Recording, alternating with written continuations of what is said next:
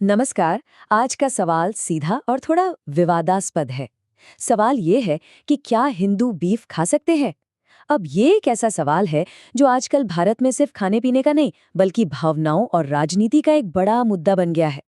हाल में एक फिल्म आई थी, उसका एक सीन बहुत वायरल हुआ। उसमें एक हिंदू लड़की को जबरदस्ती बीफ खिलाया जा रहा था। देखिए, इस तरह की चीजें समाज में एक बहुत मजबूत धारणा बनाती हैं। पर सवाल ये है कि क्या ये धारणा हकीकत से मेल खाती है? चलिए, एक पल के लिए सोचते हैं। अगर हम 100 हिंदुओं को एक साथ खड़ा करें, तो अंदाजा लगाइए उनमें से कितने लोग मांस खाते होंगे। जो जवाब है, वो शायद थोड़ा चौंकाने वाला हो सकता है। देखते हैं असली आंकड़े क्या कहते हैं। अब देखिए, यहाँ कहानी में एक ट्विस्ट है। प्यू रिसर्च सेंटर का डेटा कुछ और ही कहता है। आंकड़ों को देखें तो 56%, जी हाँ, आधे से भी ज्यादा हिंदू मांसाहारी हैं। तो फिर ये सोच आई कहाँ से कि एक सच्चा हिंदू तो सिर्फ शाकाहारी ही होता है? तो ये जो हमारी धारणा है और जो हकीकत है, इसके बीच इतना बड़ा गैप क्यों है? इसका जवाब हमें मिलेगा हजारों साल पुराने ग्रंथों में। तो चलिए सीधे हमारे धर्म ग्रंथों की तरफ चलते हैं और देखते हैं कि वो इस बारे में क्या कहते हैं।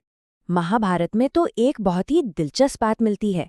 एक ही बातचीत में भीष्म पितामह पहले कहते हैं कि मांस खाने वाले नरक में जाएंगे, और फिर थोड़ी ही देर बाद कहते हैं कि वो मांस जो मंत्रों से पवित्र किया गया हो, वो एकदम शुद्ध है। मतलब एक ही बातचीत में दो बिल्कुल अलग अलग बातें। और ऐसा सिर्फ भीष्म के साथ नहीं है। व्यास संहिता तो यहाँ तक कहती है कि ब्राह्मणों को धार्मिक समारोहों में मांस खाना ही चाहिए। मनुस्मृति भी इसकी इजाजत देती है। और तो और रामायण में सीता माता गंगा को मांस और मदिरा चढ़ाने का प्रण लेती हैं। और महाभारत में तो कृष्ण और अर्जुन को भी मदिरा पीते हुए दिखाया गया है। अर्जुन की ये प्रतिज्ञा देखिए, वो ये नहीं कह रहे कि मांस खाना पाप है, वो कह रहे हैं कि देवताओं को भोग लगाए बिना मांस खाना पाप है।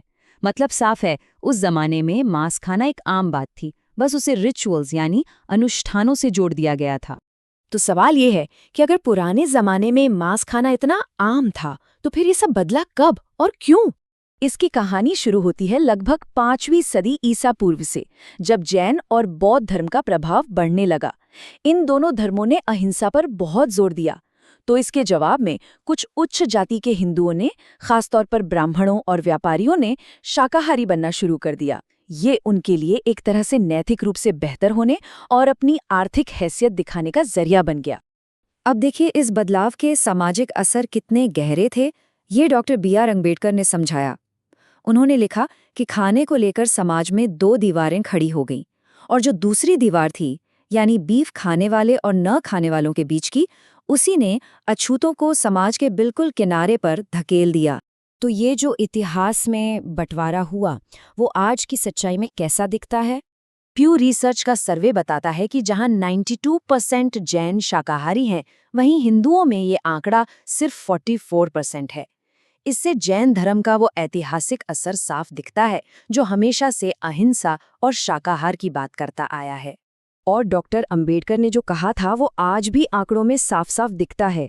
सर्वे बताते हैं कि SC, ST और OBC समुदायों में मांसाहार करने वालों का प्रतिशत सामान्य श्रेणी से कहीं ज्यादा है। ये दिखाता है कि भोजन और जाति का रिश्ता कितना गहरा है। खाने पीने के पैटर्न में एक और दिलचस्प बात है, और वो है लिंग का फर्क। नेशनल फैमिली हेल्थ सर्वे 5 के हिसाब से पुरुषों में मांसाहार का चलन महिलाओं के मुकाबले काफी ज्यादा है, और यह ट्रेंड लगभग हर धर्म में देखने को मिलता है।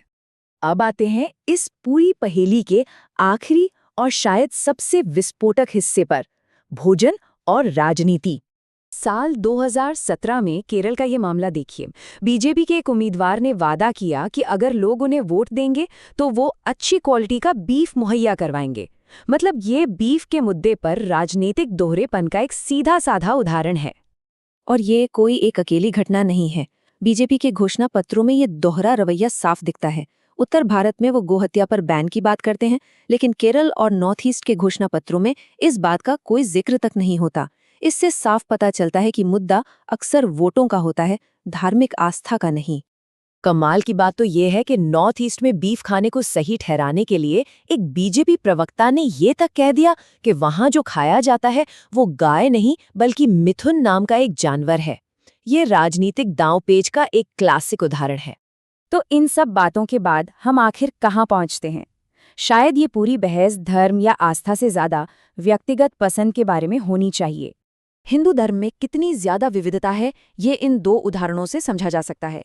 एक तरफ अघोरी सन्यासी हैं, तो दूसरी तरफ सुधा मूर्ति जैसी शुद्ध शाकाहारी, और दोनों ही हिंदू धर्म के इस विशाल दायरे का हिस्सा हैं। और हाँ, शाकाहारी होने के कई अच्छे और तर्क संगत कारण हो सकते हैं, जैसे पर्यावरण की चिंता, जानवरों के प्रति दया या फिर अपनी सेहत। मुद्दा ये है कि ये एक सोचा समझा फैसला होना चाहिए, किसी पर थोपी गई धार्मिक पहचान नहीं।